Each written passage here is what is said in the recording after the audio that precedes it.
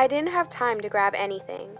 With tears streaming down my face, I took one last look at Roger's body lying there on the floor, and then I ran away before the police arrived. But all I kept thinking about while I was gone was how everyone had called me a murderer, and now it was actually true. After staying gone for a week, the guilt that I'd been feeling became so overwhelming that I couldn't take it anymore, so I returned home. To my surprise, I was greeted by a police officer who immediately placed me in handcuffs. My mom watched in despair as I was hauled away, and Dad just seemed really angry about the entire situation. He was away on his business trip when everything happened, but I'm sure that Mom filled him in. My parents follow behind the police cruiser that I've been placed in, and once we get to the station, they only let one of them accompany me into the interrogation room. I tell them my side of the story, the truth. I start with what happened to Grandma 9 years ago, and I tell them what the changeling said to me, how it warned me then that it would follow and torment me until I was dead. I remind them what happened to Shayla 8 years ago. I tell them once again that the changeling is also responsible for that. Then I tell them how I met Roger and Bethany online. I explain that we've been communicating for years and that when Roger came to town with his mother last week to visit family, he also made plans to come see me. How did he wind up dead? One of the two detectives in the room questions, with his eyebrows raised and a stern look on his face, obviously not believing a word that I'm saying and wanting me to just get to the point. He was acting weird. I thought he was the changeling. The detective blows his breath and says to the other, "She's wasting our time. All of the evidence points to her. We have her fingerprints on the murder weapon, for God's sakes. And did you forget that we have a witness? What more do we need?" "A confession would be nice," the other replies. "The witness, she's lying. It was an accident. I didn't mean to hurt him. This is all Bethany's fault. She made me think that Roger was the changeling. She tricked me. It was really her all along." I glance over at my dad, who's been standing in the corner of the room, and he doesn't say a thing. He just lowers his head in disappointment. Just like with Grandma and Shayla, no one believes me this time either. My parents hire a good lawyer, and when I finally go to court, the jury finds me guilty by reason of insanity. The judge sentences me to a psychiatric hospital. I have to be admitted in 1 week. I'm so upset and angry with my parents for not believing me in the first place that I tell them to just take me and drop me off the next day. On the drive there, I sit in the back seat of the car, not saying a single word, just staring out the window until we arrive. When we pull up, it's nothing like what I thought it'd be. The building is surrounded by coils of razor wire and looks more like a prison than a hospital. Once we park and enter the building, we're greeted in the lobby entrance by the intake coordinator named Beverly and a nurse named Kate. After introducing themselves, they escort us to a visiting room so that my parents can complete the admissions paperwork. Then they ask if we have any questions regarding my treatment. We don't have any, so then they go over the rules and regulations, review my list of medications, and give my parents the contact information to get in touch with me. Then they leave us alone to give us time to say our goodbyes. Immediately, tears start streaming from my mom's eyes. I look away. Honestly, I'm kind of aggravated with her. It's partly my parents' fault that I'm in here. If they would have just believed me, or even if they didn't, they still could have at least just agreed with me when I talked to the cops. Then maybe there would have been a different outcome at my trial. I stand there as Dad tightly wraps his arms around me. "This is for the best, sweet pea." I wish he'd stop calling me that. I'm not a little girl anymore. He kisses me on the forehead, then moves aside, and Mom approaches me. She holds her arms out, and when I don't fall into them, she grabs me and pulls me toward her. Just as I rest my head on her shoulder, the nurse Kate comes back in and tells us that it's time for lunch. So my parents leave, and Kate shows me the way to the cafeteria. She stays and eats lunch with me, then she introduces me to a few of the other kids. After that, she takes me to my room to get settled. Everything in this place is a shade of pure white, the floor, the walls, and the ceiling. And the doors along the halls have locks on the outside. She tells me that tomorrow I'll see the doctor for a physical, and then I'll meet with the therapist that's been assigned to me. "Do I have a roommate?" I ask before she leaves. "No, not at this time," she says with a smile. Then she closes the door. I breathe a sigh of relief. It's probably for the best, I think to myself. I'm used to being all alone anyway. 2 years later, and I'm still here. I'll be turning 18 in a few more months, and I'm ready to get out of this place. I hate it here. You can't say one word around here without it being taken and twisted to make you look and sound like you're crazy. Every little thing is over-scrutinized. Every emotion you show is taken as a sign of imbalance. And the pills, they just keep them coming, day and night. They call this place a hospital, but I know better. These people don't want to help me. They don't care about me. They never have. It's more like a prison here, and instead of a patient, I feel like an inmate. Because in here, I have absolutely no rights. I can't leave. I can't choose when I want to go to bed or when I want to get up. I can't refuse the poisons that make my mind feel cloudy.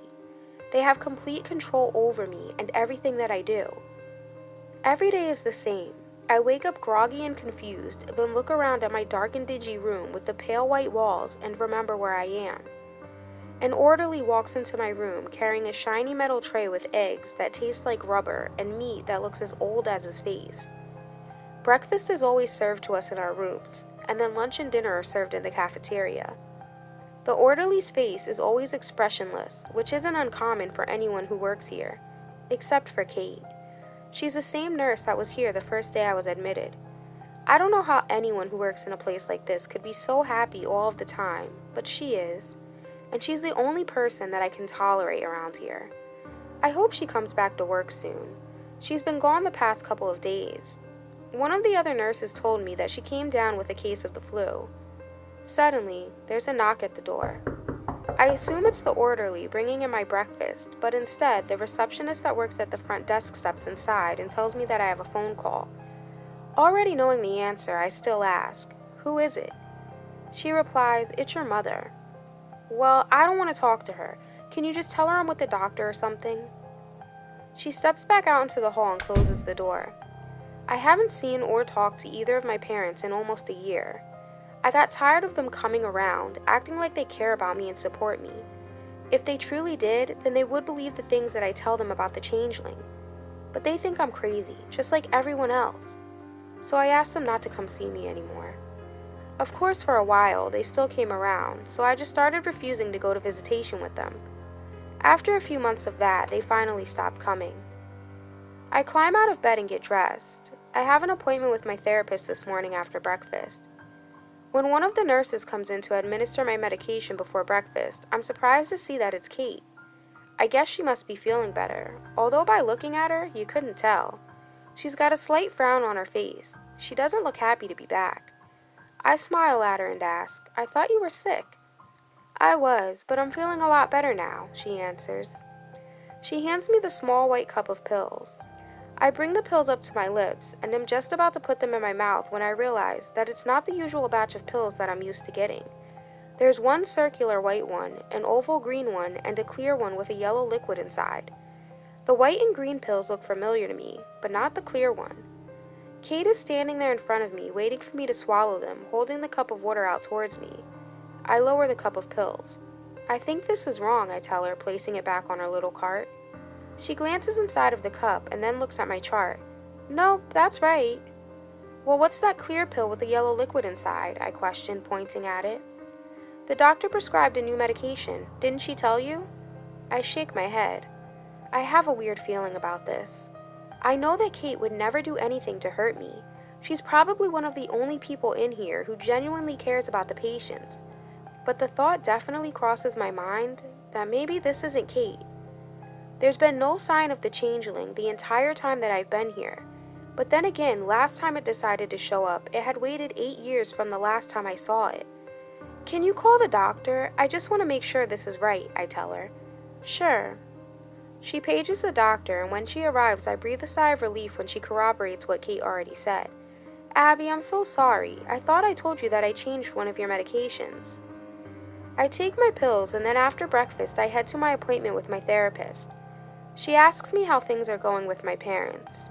I tell her how my mom continues to call at least once a day, sometimes more. She says that she thinks it'd be a good idea if I talk to her. Then she suggests, "Why don't I just set up a visitation meeting for your parents to come see you? How's next week?" she asks. "Okay," I agree. I'm not sure that I'm ready to see them. I thought we'd start off slow, talk on the phone some before I had to see them face to face. Later that afternoon, I'm sitting in the rec room playing a game of solitaire when Kate walks past. I wave at her, and she completely ignores me. I mean, I'm not 100% sure that she saw me, but I think she did. Over the next week, Kate starts to avoid me more and more. Finally, I can't take it anymore. The thoughts that keep running through my mind are telling me that she must be the changeling, and she knows that I think it's her, so she's waiting for me to let my guard back down before she strikes. But I have an idea. The day that my parents are supposed to be coming for a visit, I wake up that morning and tell the nurse that's on duty that I'm not feeling well. I tell her that I have an upset stomach and then ask for a can of ginger ale and crackers. When she brings them to me, I ask her if Kate is working today. She tells me yes, but that she won't be in for a few more hours. That's okay. I can wait. I stay in my room after breakfast, continuing to fake my sickness. Then around noon, when Kate still hasn't come to my room yet, I peek my head out into the hallway. "Did Kate get here yet?" I asked the nurse from this morning. "No, sweetie. She ended up calling out today. Is everything all right? Is there something that I can help you with?" I lower my head in defeat. "No, I'm fine. I just needed to talk to her about something." "I'm sure she'll be back tomorrow," she assures me. I store the can of ginger ale under my pillow for another day. The entire day goes by, and it's nearing the end of visiting hours when I realize that my parents never came. I'm honestly kind of relieved that they didn't show up. I decide that maybe I'll give them a call tomorrow, then get ready to head to the cafeteria for dinner. Just as I step out into the hallway, I bump into my therapist. "Hey, I was just coming to get you. Your mom is here," she says excitedly. "Just my mom?" I ask. "Yeah, it's just her this time. Head down to the visiting room. She's waiting for you there." I walk down the long, eerie hallway. It doesn't usually creep me out so much, but for some reason, a chill runs down my spine at the utter silence. My arms are numbed by the frigid air blowing from the vents overhead, and I become overwhelmed by the strong and pungent smell of disinfectant. Gradually but reluctantly, I make my way to the visiting room. I expect Mom to greet me with a huge smile, or at least look happy to see me, but she appears to be more annoyed than anything else. I sit down in the chair across the table from her. "Where's Dad?" "He couldn't make it this time. He had to work. Maybe next time." We sit there in silence for most of the hour that she's there. I debate whether or not I should tell her about Kate. I decide it's probably not even worth mentioning. I know she won't believe me anyway. Then I think about it for a minute. Maybe I should tell her. Dad's not here, and he's usually the one to get angry with me whenever I talk about the changeling. Mom just agrees with him. But she's never actually come right out and said that she doesn't believe me. Before our time is up, I take my chance. "Mom, there's this nurse here. Her name is Kate." "Yes, I remember Kate. What about her?" "Well, she took some time off of work, and ever since she came back, she's been acting different." "What do you mean by different?" "I don't know. Just that she's been avoiding me, and she never did that before. It's kind of making me start to think that she could be, you know." She rolls her eyes. "Abby, will you stop it? I thought you were done with all of this changeling nonsense. You're going to be an adult in—" She pauses and thinks for a second. "Really soon. People are going to continue to think you're crazy if you keep this up."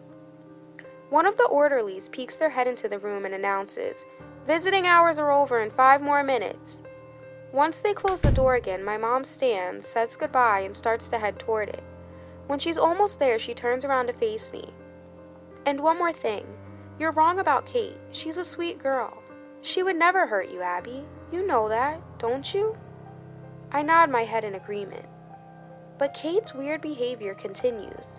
She proceeds to avoid me whenever she works on the day shift.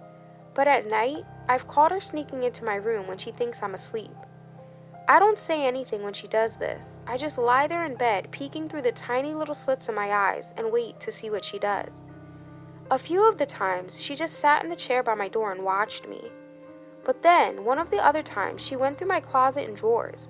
She was obviously looking for something. But when she left, she didn't take anything with her. And last night, she really creeped me out. She came into my room really late, I think it was close to midnight, and closed the door. The room was dark besides a sliver of moonlight shining through the curtains. She slowly approached my bed. My heart was beating out of my chest. I thought for sure this was the night that the changeling gets me. When she reached the side of my bed, she knelt down beside it and brought her face so close to mine that we were nearly touching. I'm pretty sure she could hear the sound of my heart racing. Then she did the strangest thing. She smelled my breath. I don't know why. I mean, I've never found any information on changelings that had anything to do with that. I still have that can of ginger ale stashed away, and I'm waiting for the perfect time to use it on her. Maybe that's what she's been looking for. The following morning, Kate comes in to give me my medication. I really want to ask her why in the hell she's been sneaking into my room at night, but I'm sure she'll just deny it. So for now, I'll let her keep thinking that I have no idea. She hands me my cup of pills and a plastic cup of water. I check the pills to make sure that they're the right ones. I've been doing that ever since the last time I thought she mixed them up. I glance into the cup and immediately become angry. What in the hell is this? I toss them onto her cart. What are you trying to do to me? Kate looks at me confused as other nurses stream into the room when they hear my screaming. What's going on in here? Dr. Valentine questions as she comes marching into my room. She gave me the wrong pills, I shout angrily. Not this again, Abby, the doctor mumbles. But once she takes a look at the pills Kate was trying to give me, and then at my chart, she stares at Kate with a stern look. Kate, you did mix up the pills this time. These are for Brienne across the hall. She gazes at everyone in embarrassment. I'm so sorry, Abby. I'm really, really sorry. I've just been so tired lately. I've been going to school during the day and working at night, and then picking up extra shifts whenever I can. Kate, that's no excuse. Now come with me, the doctor instructs. Then she asks one of the other nurses to administer my pills. Kate doesn't come around for the next few days. At first I assume she's gotten fired, but then I hear that the doctor told her to just take some time off. When she finally returns to work, she comes to my room to apologize. I'm ready for her this time. I drank the ginger ale, but I kept the can, and I've been sharpening a piece of the aluminum from it on the concrete wall outside. It almost looks like a knife now. I slide it from beneath my pillow and keep my hand behind my back. Abby, I just wanted to come tell you how sorry I am about what happened. I swear it was an accident. Why have you been sneaking into my room at night? I ask, ignoring her previous statement. Wait, you saw me? I thought you were asleep. Yes, I saw you each and every time. Now what were you doing? I was just trying to get some extra rest. I knew no one would bother me in here. Why were you going through my things? I saw you looking through my closet and dresser. I was just looking for a blanket. I thought if you had an extra one, it would be in one of those two places. She could be telling the truth, I think to myself, but this last question will really determine if she is or not. Why did you come over to my bed the one night and smell my breath? She hesitates, like she has to think of an answer. That's all I need. I pounce at her and stab her repeatedly with my makeshift knife. Her agonizing screams flood my room as blood splatters everywhere. Then my door bursts open and I hear voices, other screams. 3 orderlies rush inside and stab me in the neck with a needle. When I wake up, I attempt to climb out of bed only to find that I'm tied to it with restraints on both my arms and feet. The doctor is sitting in the chair by my door filling out some papers, probably a complaint that she'll add to my chart. When she notices that I'm awake, she stands and walks over to my bed. Abby, I'm very disappointed. You have been doing so well here. In a few more months, we were planning on rewarding you with home visits. You would have gotten the chance to get out of here on the weekends. Now it looks like you'll just be transferred to a facility for adults since you're about to turn 18. I called your mother to come in for an emergency meeting. She'll be here soon. Kate is at the hospital. Luckily, she's going to be okay. Your makeshift knife ended up bending, so all she needed was some stitches. I'm really sorry, Abby. I wish things could have turned out differently. Then she leaves. A little while later, I'm escorted to the visiting room, still wearing my restraints, where my mom and the doctor are waiting for me. I try to explain my side of the story. I tell my mom how Kate tried to kill me, so I had to kill her first. Mom, she switched my pills. I know she did it on purpose. The doctor butts in. Abby, honey, you know it was an accident. Kate apologized for that. She was coming into my room at night, rummaging through my stuff and smelling me. She's a liar. She's the changeling. Dr. Valentine interjects again. She did lie to you, Abby. She wasn't in your room sleeping. She was worried about you. She said that you have been acting strange lately, so I told her that it'd be alright for her to go through your stuff to check for contraband. She only smelled your breath to check for alcohol or any other strong smell that would hint at the fact that you've been drinking. I've seen patients do some crazy things to get drugs and alcohol in here. But that doesn't make Kate some make-believe monster that you think she is.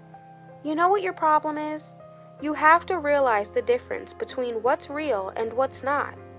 Once you can do that, that's when your recovery begins. Suddenly there's a knock at the door and one of the nurses rushes inside with a panicked look on her face. "Dr. Valentine, we need your assistance immediately." The doctor gets up and says, "Please excuse me for a moment. I'll be right back," leaving me all alone with my mother. I look over at her. She's staring at the ground, shaking her head. "Abby, I can't believe you." "Mom, please, you have to believe me. I swear it's true." She continues to stare at the floor, but now covers her face with her hands. I think she's so disappointed that she can't even bear to look at me. She starts to giggle and at the same time keeps repeating, "I can't. I can't." I think to myself that this is the last straw, and I finally made her snap and go crazy. Then she raises her head and a grin spreads across her face so wide, wider than humanly possible. Just like the one that Grandpa, Shayla, and Bethany all had when the changeling revealed itself to me. I hop up and try to attack her, forgetting that they chained me to the table when I first walked in. Tears well up in my eyes, thinking about the fact that if this isn't my mom, I already know what probably happened to her. "I can't believe you thought I was Kate. I really did get to you, didn't I? You stupid girl. I wouldn't trap myself inside of this hell. I've been locked up for long enough. I've been too busy out in the free world, and might I say, things have changed a lot from what I remember. You humans are more self-indulgent than ever and have forgotten about the evils that have inhabited this world long before you. You all live such minuscule lives. I wonder how long you've been thinking I was all of these other people. That paranoia has got to be unbearable. But nothing makes me happier than seeing you in this state. You're broken and stuck inside of a cell much like mine without any control over who I take next. Oh, and I wish you could have seen your mother's face before she died as I transformed into her. The last word out of her mouth was your name, so you can be happy knowing that she knew you were telling the truth. But it's not like it mattered anyway, because it was only moments before I sunk my teeth into her neck and ripped her goddamn throat out. As the anger rages inside of me, I can't help but sob because I can't do anything in these restraints as it stands here grinning in my face. Yes, cry, you weak, stupid girl.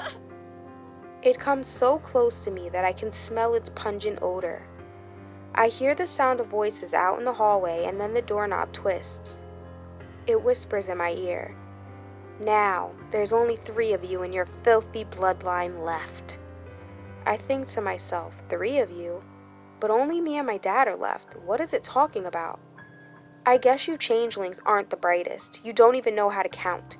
Only me and my dad are left, so just kill me and leave him out of this. You've already made my life hell. Kill me already and get it over with. That's what you've wanted to do all this time anyway. Just you and your dad. It makes a face like it's thinking about something. Oh, you didn't know. I guess the family was keeping a little secret. You have a baby brother. You're a liar, I shout in anger. There's no way my parents wouldn't have told me, I think to myself. And he's going to be the very last one.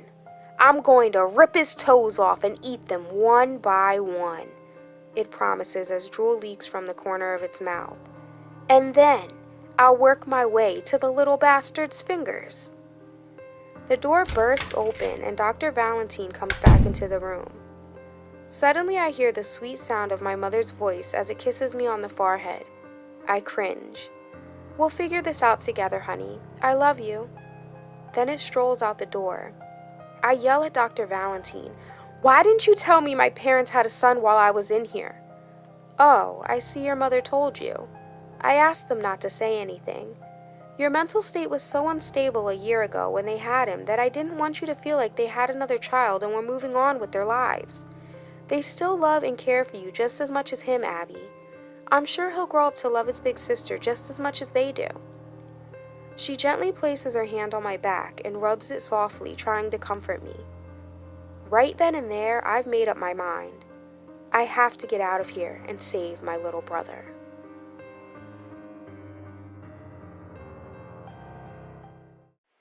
Don't forget to subscribe for new stories weekly.